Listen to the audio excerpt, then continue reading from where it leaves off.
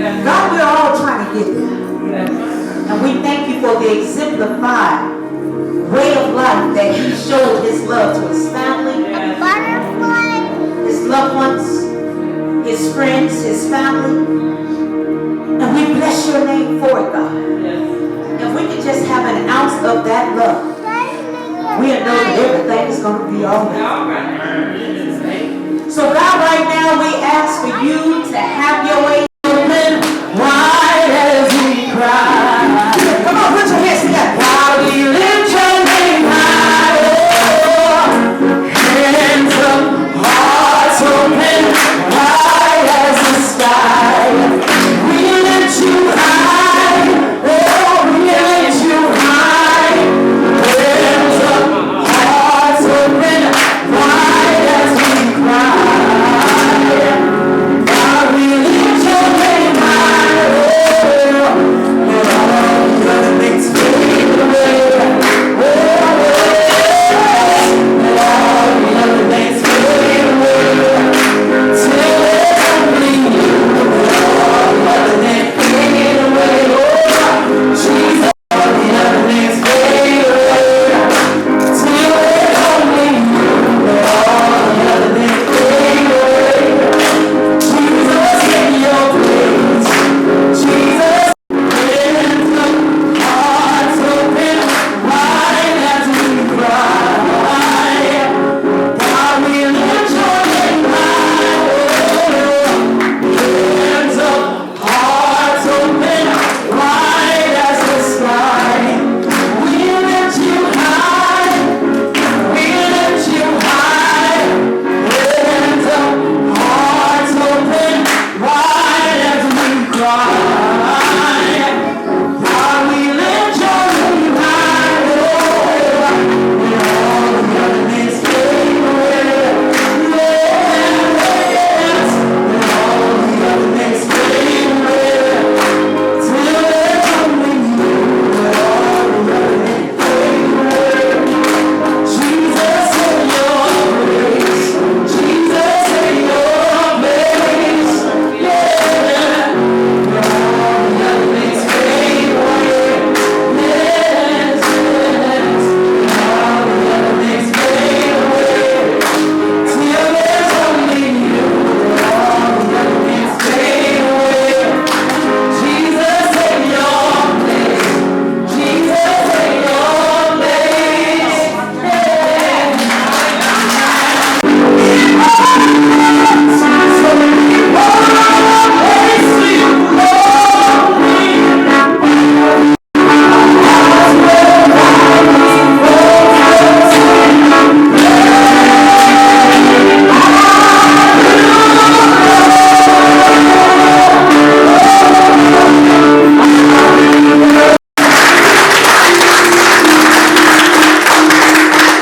Hallelujah. Hallelujah. Can you please stand for the reading in Jesus?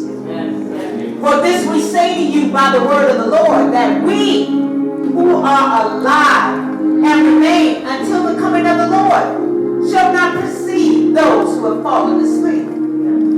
For the Lord himself will descend from heaven with a shout, with the voice of the archangel, and with the trumpet of God. And the dead in Christ shall rise first.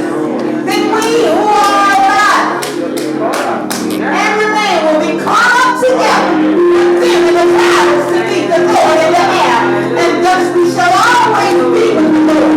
Therefore comfort one another with these words.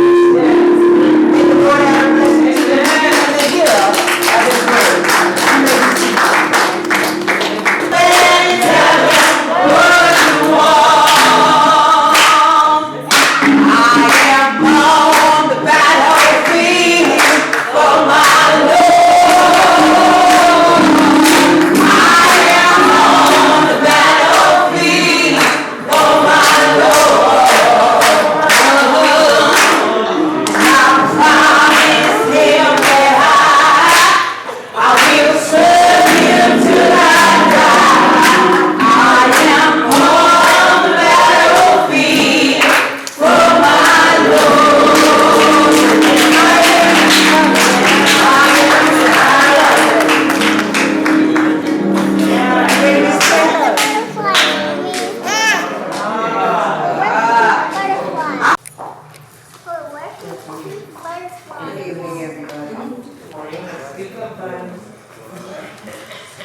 Good evening, everybody. Wesley Joseph Wilson was born on June 5th, 1949, to the union of Gloria Mays and Willard Wilson. Wesley, affectionately known as Wes, Big Wes, Leo, and Jimmy, and Jim, was a part of a squad of brothers.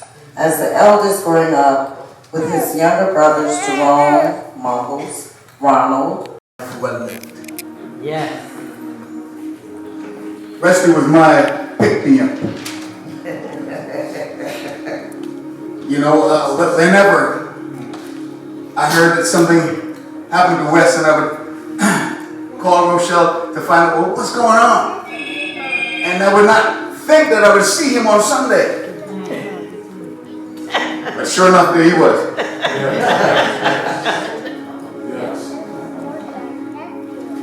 I had so much enjoyment with him in church because he really loved his family. And so his legacy is in this room. The one thing I knew when I heard that my brother had... Good evening, everyone. Good evening. I'm Ronald Wilson Jr.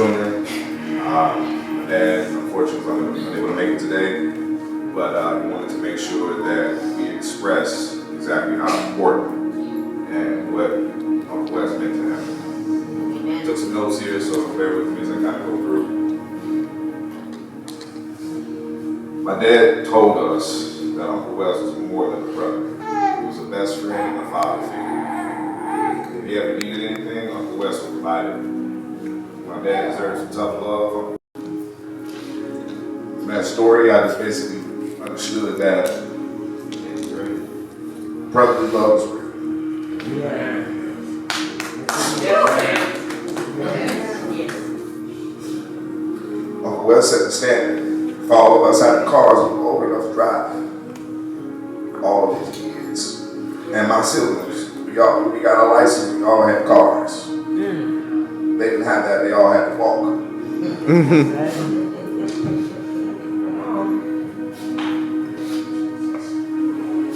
Speaking of walking, my dad told a story about how him and one of his guys, they were walking home, drunk, stumbling, out and already kicking with their guys doing what they do. And when he made it home, he took his coat off, threw it on the couch, and went to sleep. He woke up the next morning, talked with Uncle Wes, realized, oh man, Mr. Jerome, his friend, had gave him a dog that he had walked home with that he forgot in his pocket, in the coat. He forgot the dog in his pocket. It was a little puppy, it was a German Shepherd. So my dad sobered up and realized what had happened. He ran over to the couch to pull all the coats off. His coat was on the bottom of the pile. So he had to pull all the coats off the pile, and he grabbed the dog out of his pocket. At that point, Uncle Wes took the dog from him, cursed him out, called him a whole bunch of names.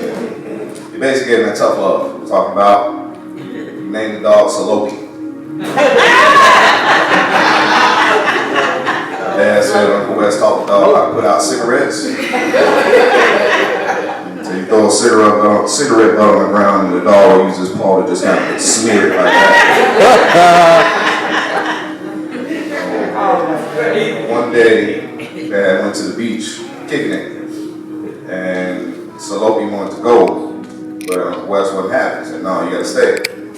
So he did the thing, came back. When we got back from the beach, my dad noticed that Salopi didn't run up to the door like how a dog would normally do when their masters come home, after they see him. He walked a little bit further into the house, he started smelling. He smelled a very foul smell.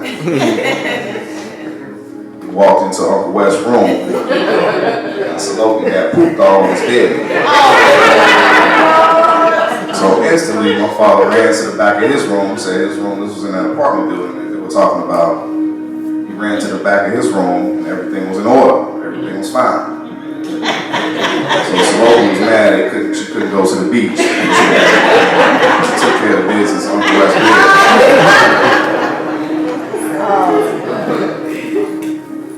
One night Uncle Wes decided he wanted to grill but didn't have any lighter fluid, so he used gasoline.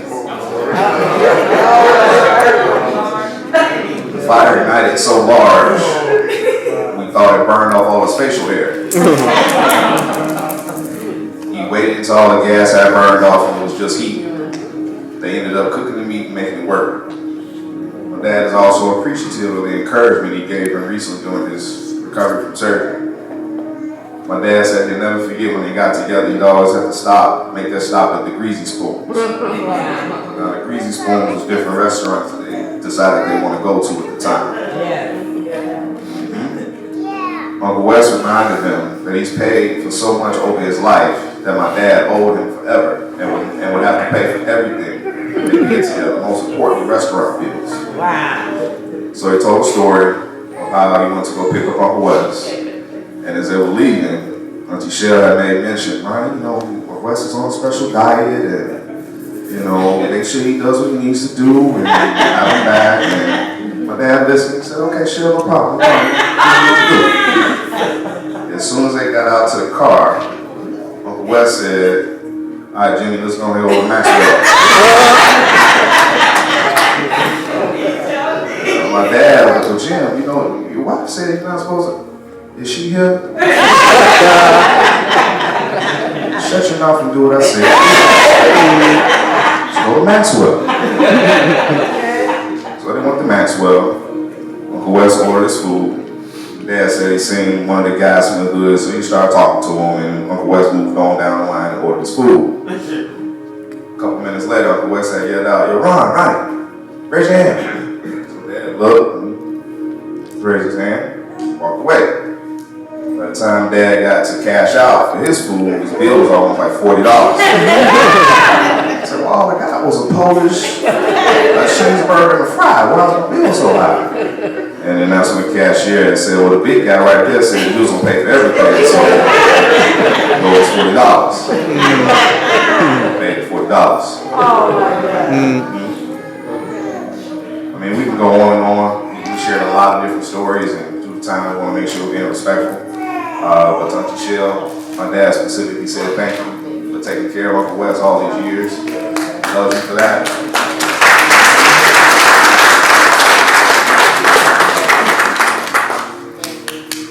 For me personally, Uncle Wes showed me how to be a big brother. He was always there. Even when your siblings do things that are crazy and you want to really give him a piece of your mind, he was always there. And that's what I learned from him.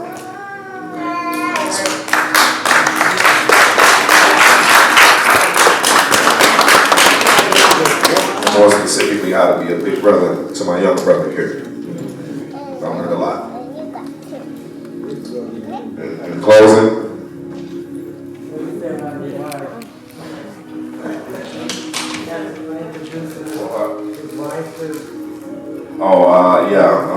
I'm sorry. It's all good.